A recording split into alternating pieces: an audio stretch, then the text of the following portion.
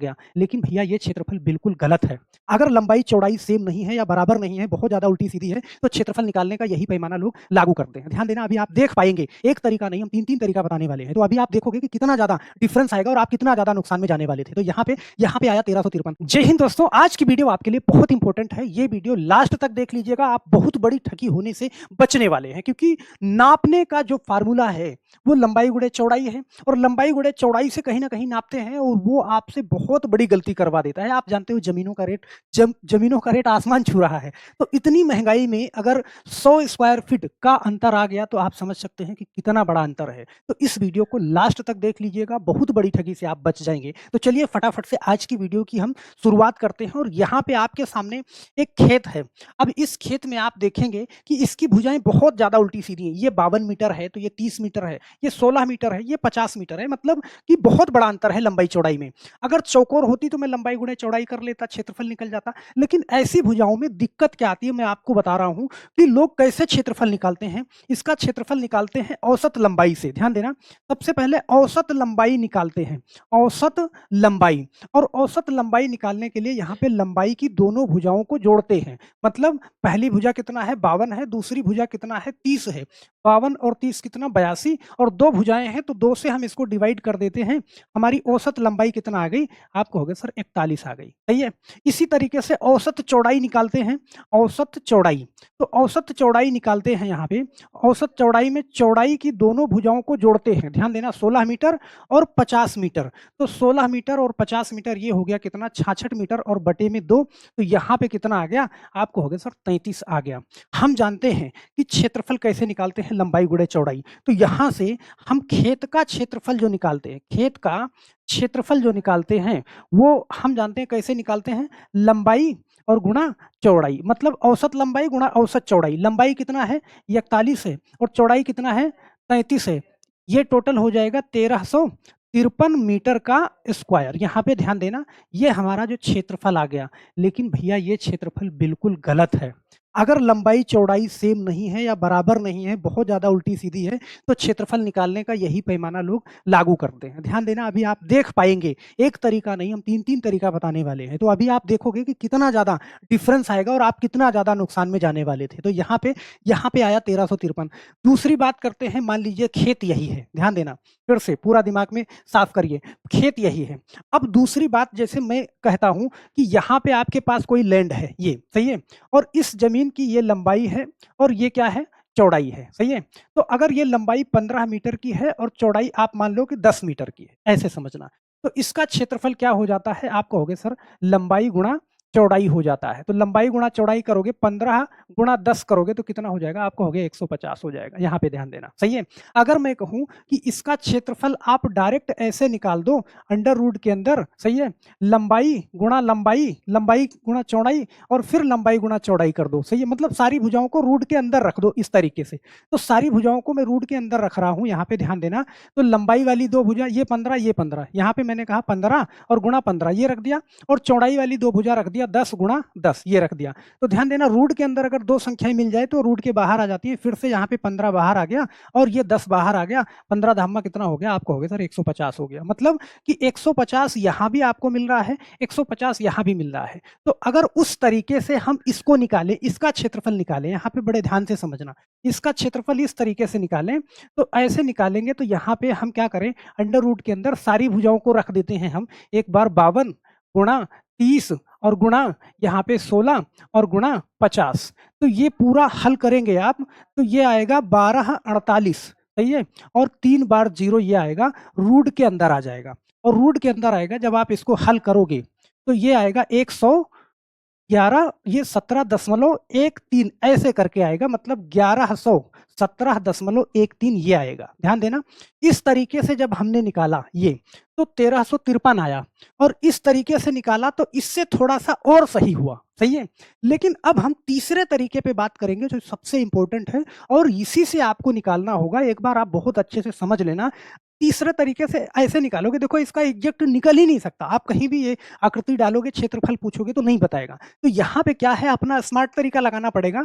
यहाँ से मान लीजिए हम एक इस तरीके से यहाँ पे एक लाइन खींच देते हैं, ध्यान देना, लाइन खींच देते हैं। तो जब ऐसे लाइन खींचेंगे तो अब आप इस वाले त्रिभुज में आप देख पाएँगे कि यहाँ पे 90 डिग्री बन रहा है। मतलब जहाँ पे 90 डिग्री बनेगा उस तरफ से लाइन आप खींचेंगे तो 90 डिग्री बन रहा है और ये 90 डिग्री बन रहा है तो इसका मतलब ये क्या हो गया, समकोण त्रिभुज हो गया। ऐसे समझना बड़े ध्यान से।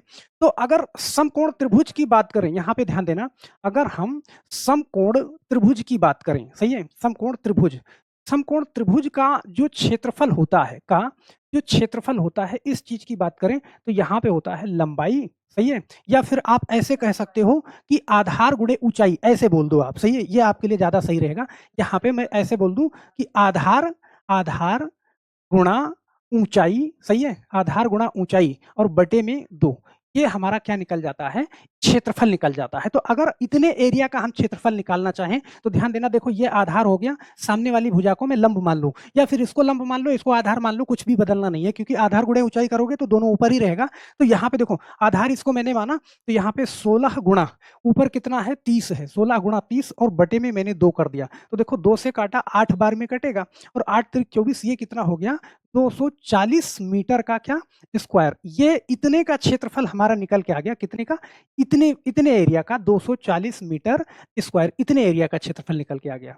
अब आप ये बताओ भाई, इतना तो मैंने एग्जैक्ट निकाल लिया है, अब इसका भी मैं निकाल लूं, दोनों का आपस में जोड़ दूं तो बात हमारी बन जाएगी। तो इसको निकालने के लिए हमें ये भुजा पता होनी चाहिए कि ये भुजा है कितने मीटर की। आप इसको कैसे निकालोगे, तो हम जानते हैं समकोण त्रिभुज के अंदर, यहाँ पे बड़े ध्यान से देखना इस चीज को, कि समकोण त्रिभुज के अंदर होता है जो कर्ण का स्क्वायर, ध्यान देना, कर्ण का स्क्वायर बराबर होता है आधार का स्क्वायर, सही है, आधार का स्क्वायर और प्लस लंब का स्क्वायर। मैं ये फार्मूला लगा करके इस भुजा का मान हम निकाल लेंगे। और ये फार्मूला कैसे, यहाँ पे ध्यान देना, देखो कर्ण का स्क्वायर बराबर ये होता है, तो आधार का स्क्वायर यहाँ पे क्या है, 16 का स्क्वायर हम लिखते हैं, प्लस लंब का स्क्वायर कितना है, 30 का स्क्वायर ये लिखते हैं। तो ये क्या हो गया, देखो 16 का स्क्वायर कितना आपको हो गया सर 256, प्लस ये 30 का स्क्वायर कितना 900 हो गया। ये टोटल मैंने जोड़ा तो ये हो गया 1156, ये सही है। अब 1156 हो गया, यहाँ पे ध्यान देना, 1156 हो गया तो देखो ये कर्ण का स्क्वायर आया, कर्ण का स्क्वायर बराबर क्या आया, 1156 आया। और जब सिर्फ कर्ण बराबर निकालेंगे, यहाँ पे ध्यान देना, तो ये स्क्वायर इधर वाली संख्या को रूट में कर देगा, ये 1156 हो जाएगा, सही है, 1156 हो जाएगा। तो ये कर्ण क्या निकल के आएगा, ये निकल के आएगा 34, जब 1156 का रूट निकालोगे। इसका मतलब कि ये भुजा हमें मालूम चल गई, ये कितना है, 34 है, सही है। मतलब इतने का क्षेत्रफल तो हमने निकाल लिया है, ये भुजा हमें अब मालूम चल गई है, अब हम इसका भी निकाल सकते हैं। तो यहाँ पे चलिए फटाफट से हम देखते हैं कि ये वाली जो भुजा है हमारी, ये वाली भुजा हमारी कितना है, ये अभी हमने निकाला कितना, 34 निकाला।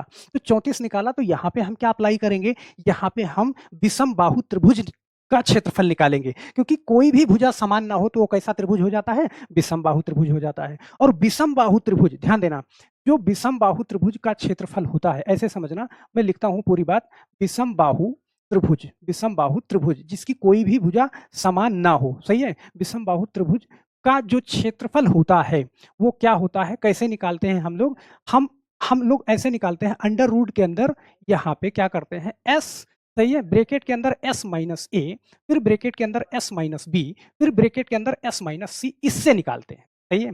अब कहोगे sir s minus A, s minus B, s minus C, ये क्या मतलब है, भैया ये क्या है, अर्ध परिमाप है। अर्ध परिमाप का मतलब है कि तीनों भुजाओं को जोड़ दिया गया, सही है, और बटे में 2 कर दिया गया। तो चलो पहले हम अर्ध परिमाप निकाल लेते हैं, यहाँ पे ध्यान देना, अर्ध परिमाप इसका क्या होगा, अर्ध परिमाप, सही है, पहले s निकालते हैं, अर्ध परिमाप इसका निकालते हैं। तो s क्या होगा, यहाँ पे देखो तीनों भुजाओं को मैंने जोड़ा, तो यहाँ पे देखो सबसे पहले बड़ी वाली भुजा ले ली 52, प्लस फिर 50, फिर 34, ये सारी भुजाएं ले ली, बटे में मैंने क्या किया, बटे में 2 करना है। तो अर्ध परिमाप कितना आएगा, 136/2, जब ये काटोगे तो कितना आएगा, 68 आएगा, 68। यही हमारा क्या है, यही हमारा s है, अर्थात अर्ध परिमाप है, सही है। अब हमें क्या करना है, बहुत ध्यान से ऐसे देखेंगे भाई, अंडर रूट के अंदर यहाँ पे ऐसे समझना, सही है, हमें क्या लिखना है, s, ये 68, s की जगह पे 68 लिखना है, फिर s माइनस ए, ध्यान, 68 माइनस, पहली भुजा मैंने करा कितना, 52 कर दिया, चलो कोई भुजा आगे पीछे लिखो, सही है। दूसरा क्या, 68 माइनस यहाँ पे 50 करा, फिर तीसरी भुजा करी मैंने क्या, 68 माइनस तीसरी भुजा करी कितना, 34, ये कर लिया मैंने तीनों भुजाओं को, सही है। अब ये कर लिया तो बड़े ध्यान से ऐसे देखना, अंडर रूट के अंदर ये करा। देखो सबसे पहले तो ये 68 हो गया गुणा, सही है। 68 माइनस 50 तो कितना, 8 में से 2 घटाया, 68 माइनस 52, 8 में से 2 घटाओ 6, ये 16 हो गया गुणा। देखो 68 माइनस 50 ये क्या हो गया, 18 हो गया। ये क्या हो गया, 68 माइनस 34 तो ये 8 में से 4 घटाओ कितना, 4, और 6 में से 3 घटाओ 1, ये 14 हो गया, सही है। ये कर लिया हमने। अब इस तरीके से देखो 68 माइनस 34, सही है। अब यहाँ पे ध्यान दो, सही है। 68, 6 में से 3 घटाओ 3, सॉरी यहाँ पे 34 बचेगा। अब इसको क्या करा मैंने, देखो इसको ऐसे कर लेते हैं हम, इसको गुणनखंड के रूप में लिख लो, वरना आपके पास मोबाइल है तो मोबाइल से कर लोगे। हम तो मैथ समझाने वाले हैं तो मैथ के हिसाब से करेंगे। देखो इसको मैं क्या लिख सकता हूँ, 68 को मैं 17 गुणा 2 गुणा 2, सही ऐसे लिख सकता हूँ भाई। 17 दूना 34, 34 दूना 68। हम इस 16 को क्या लिख सकता हूँ, इस 16 को मैं 4 गुणे 4 लिख दूंगा, और इस 18 को मैं क्या लिख सकता हूँ, 3 गुणा 3 गुणा 2, भाई 3 तिया 9 और 9 दूनी 18। इसको मैं ऐसे लिखूंगा 17 गुणा 2, ऐसे लिख लिया हमने, सही है। हमने ऐसे लिख दिया इसी तरीके से। अब ऐसे लिख दिया तो यहाँ पे ध्यान देना, इसको बहुत ज़्यादा टेंशन लेने की जरूरत नहीं है, सिर्फ गुणनखंड में लिख दिया। 68 को 17 गुणे 2 इसलिए लिख दिया कि रूट के अंदर जब दो संख्या सेम मिलती है तो वो बाहर आ जाती है। तो अब यहाँ पे हमें रूट लगाने की कोई ज़रूरत नहीं है, क्योंकि अब जो संख्या मिलेगी मुझे बाहर मिलेगी। देखो एक 17 का यहाँ पे जोड़ा बना और एक 17 यहाँ मिला, सही है। तो ये 17 बाहर आ गया, सही है, रूट से बाहर आ गया। यहाँ पे देखो 2 का जोड़ा बन रहा है, सही है, तो यहाँ पे मुझे 2 भी मिल गया, सही है। अब यहाँ पे देखो 4 का जोड़ा मिल रहा है तो यहाँ पे हमें 4 भी मिल गया। फिर यहाँ पे 3 का जोड़ा बन रहा है तो यहाँ पे मुझे 3 मिल गया, और यहाँ पे मुझे देखो एक बार 2 यहाँ, एक बार 2 यहाँ, मतलब 2 का जोड़ा बना तो 2 भी बाहर आ गया। सारी संख्याएं बाहर आ गई, तो ये टोटल हो जाएगा 17 गुणे 2 गुणे 4 गुणे 3, ये करोगे तो ये 816 मीटर का स्क्वायर आ जाएगा हमारे पास। ये क्षेत्रफल भी आ चुका है, सही है। तो ये 816 आ जाएगा, सही है, 816 मीटर का स्क्वायर। और ऊपर अभी आपने निकाला था, यहाँ पे कितना आया था, 240 मीटर का स्क्वायर। 240 मीटर का स्क्वायर, ध्यान देना 816 ये 240 ये, अगर मैं दोनों को जोड़ूं, यहाँ पे 240, यहाँ पे मैं 240 इसमें जोड़ूंगा, ध्यान देना मैं इसमें जोड़ दूं तो ये आ जाएगा कितना कि 240 यहाँ पे मैं ऐड करता हूं तो ये आ जाएगा 1056 मीटर का स्क्वायर। ये एग्जैक्ट माप आपकी आ जाएगी, इसमें कोई इफ बट नहीं है। 1 सेंटीमीटर का भी इधर उधर नहीं होगा, बात समझ रहे हैं। तो आप देखो यहाँ पे 1056 आया, सही है। पहले वाले में कितना आया था, पहले वाले में आप देख पा रहे हैं कि कितना आया, 1353 आया, 1353, ध्यान देना 1353 आया। दूसरे वाले में कितना आया, आप यहाँ पे 1117 आया, सही है, 1353 1117। और थर्ड वाले में, लास्ट वाले में जो आपने निकाला वो कितना आया, 1056 आया, एकदम एग्जैक्ट माप। 1056 और 1353 आप समझना लगभग 200 मीटर, 200 स्क्वायर मीटर, यहाँ तक इतना बड़ा अंतर, इतनी बड़ी गलती आपसे हो जाती है। तो आप समझिएगा, मेरे ख्याल से कि आप ये चीज़ समझ गए होंगे। जहाँ पे आपको डाउट हो नीचे एक बार मुझे कमेंट कर दीजिएगा, मैं वो सारी चीज़ें भी आपको समझाने की कोशिश करूँगा। तो हम आशा करते हैं मेरे दोस्त कि ये वीडियो आपको अच्छी लगी होगी और समझ में भी आई होगी। 3 तरीके मैंने निकालने के, क्षेत्रफल निकालने के समझाए हैं, वो तीनों तरीके आप अच्छे से समझ गए होंगे। फाइनल तरीका जो एग्जैक्ट वैल्यू निकालता है हमारा, फाइनल तरीका ये है कि इसको 2 पार्ट में कर दो, एक समकोण त्रिभुज बन जाएगा, एक विषमबाहु त्रिभुज बन जाएगा। बहुत प्यार से इसका क्षेत्रफल निकाल पाओगे। तो बस मेरे दोस्त आज के लिए सिर्फ इतना ही। वीडियो के बारे में प्रतिक्रिया आपकी बहुत ही इंपॉर्टेंट है। आपको मैं कितने स्तर तक समझा पाया ये जानना मेरे लिए बहुत जरूरी है मेरे दोस्त। तो यहाँ तक आए हैं तो एक लाइक जरूर कर दीजिएगा और बिना कमेंट किए नहीं जाइएगा। कमेंट कर देंगे तो हमें हमारी मजदूरी मिल जाएगी। तो बस आज के लिए सिर्फ इतना ही मेरे दोस्त, फिर मिलते हैं हम नेक्स्ट वीडियो में। तब तक के लिए आप सभी लोगों का बहुत बहुत धन्यवाद। जय हिंद।